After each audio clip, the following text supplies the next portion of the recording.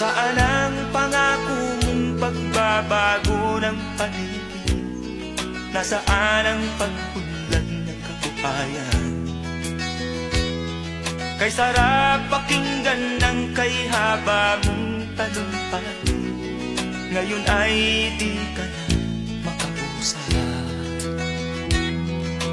Naroon ka sa iyong palasyo at nagtatago, napapaligiran ng mga gwardiya,